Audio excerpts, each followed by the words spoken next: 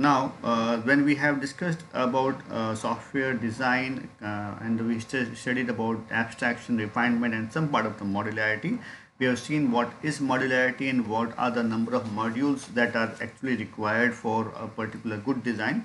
Now, we should see what are the five criteria to evaluate design methods with respect to modularity. The first thing is called modular understandability. Module should be able to understand as a standalone unit, right? That means a module, why we create modules because we want that each module should do its own work. So if I have a module m1, right, and I have a module called m2, I don't want this m1 to talk to m2 for more than what it needed, right? Or m2 talks to m1 more than what is needed. So I want this, when I give a instruction to m1, the m1 should do its jobs completely.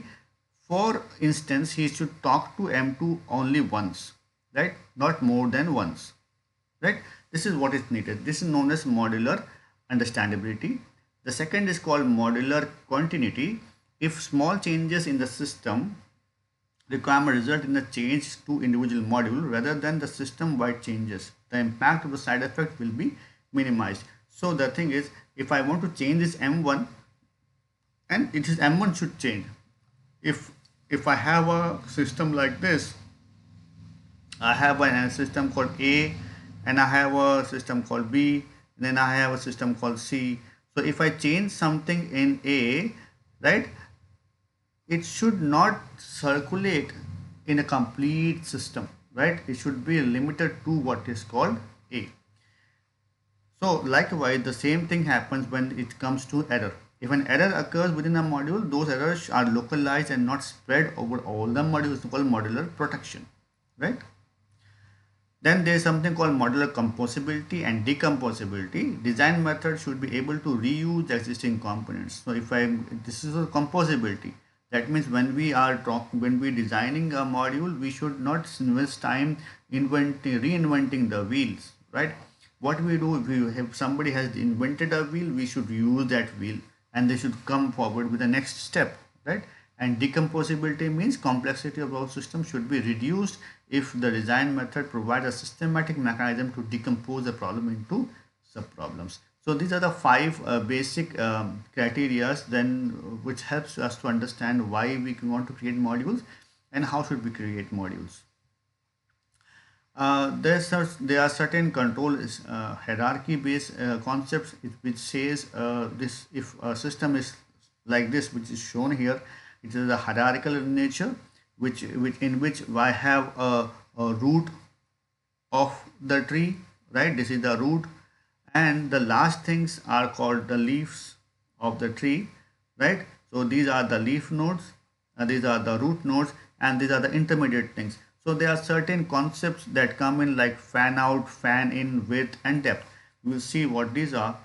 So this is known as program structure. Control hierarchy is also known as program structure. It represents the organization of the program components. It tells you how, from first thing where your request will hit and how your request is going to different modules. Let's say A, B, C. If it reaches A, then it should actually go to E and D. It cannot go to K directly because A and K are not related to each other.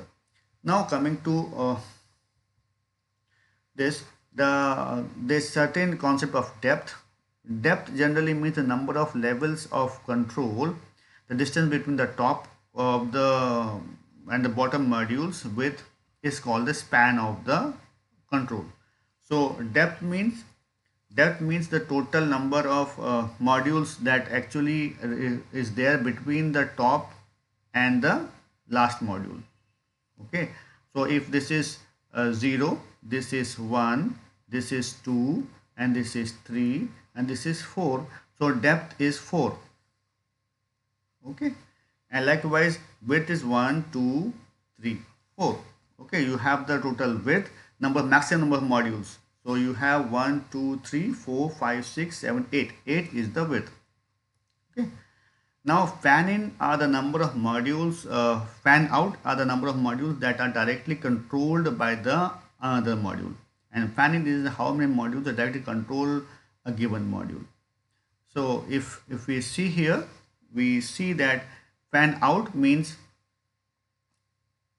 m fan out is 3, because this m is going to is related to A, B, and C. For this M, the fan out is 3. Likewise, for C, the fan out is 2. Likewise, for G, the fan out is 1. For D, the fan out is 2. Likewise, fan in is this R is receiving input from how many modules? So for this R, the fan in is 4.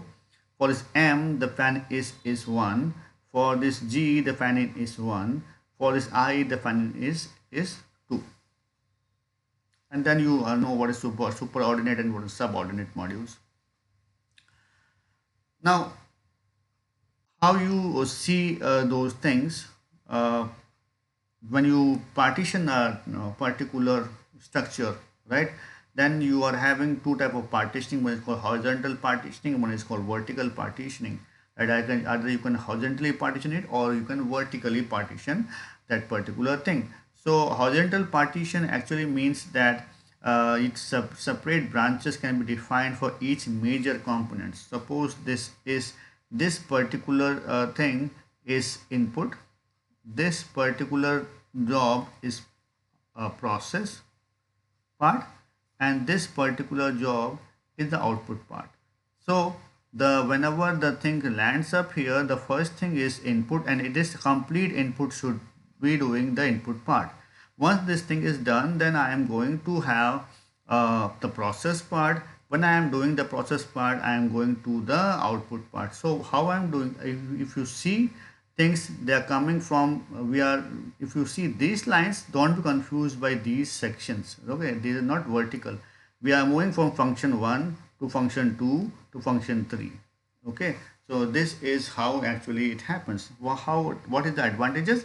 It is easier to test. If my input is failing, I know that these are section which this is the function that is failing. If my process is failing, I'm sure that input is working fine, and I'm going to the process.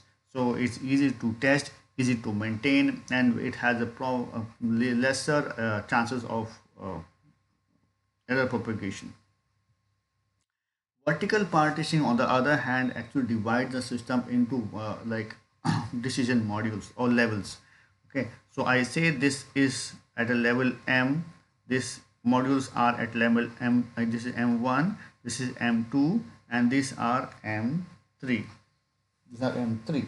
Okay, so this M1 can talk to M2, this M2 level, any node of M2 level. So all these things, suppose this is say MA, this is MB, this is MC.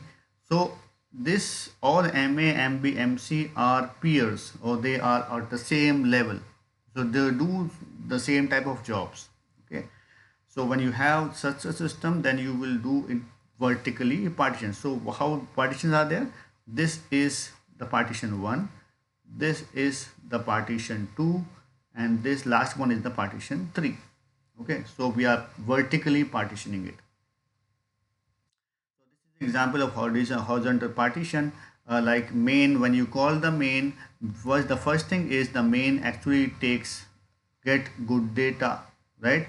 And read input data. Once it is reads it, then it validated input data, and when is this particular job, this particular thing is done, the system returns to the main. Then mains compute the whatever is the RMS value, it returns the RMS value, and then it writes the result.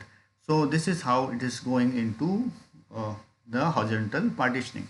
So you see this arrow is function 1, this arrow is function 2, and this arrow is function 3, and they are in order. Function 1 executes first, then function 2 executes, then function 3 executes. So this is horizontally you are partitioning it.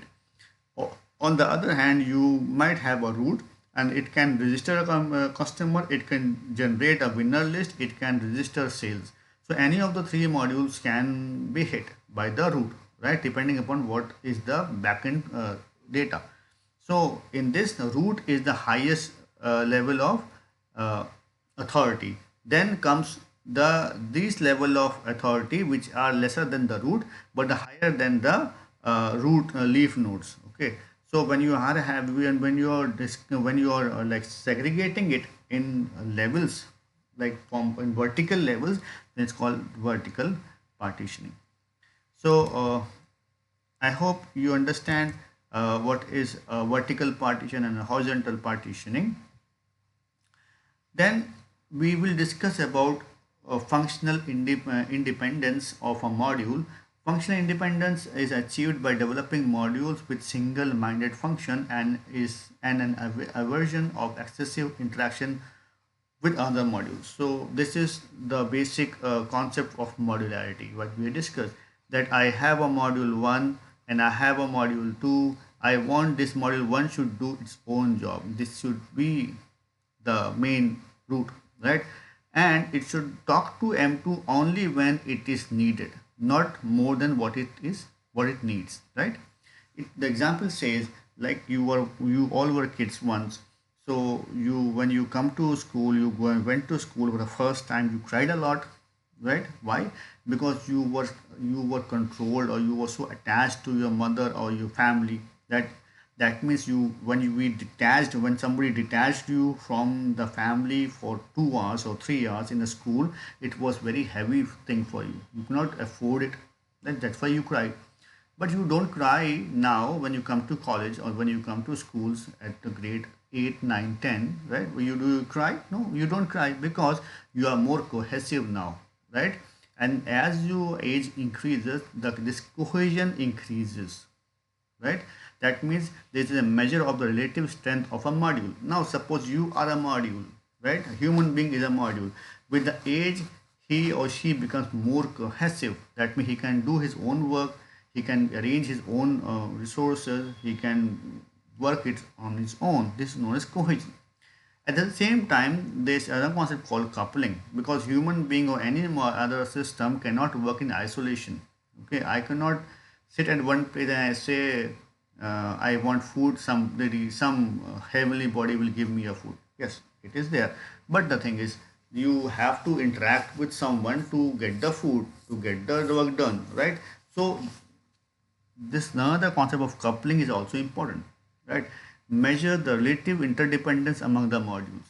Okay, now it says that you cannot work alone, so you have to use an interdependence among the other modules. A human being should talk to other human being. It's known as coupling.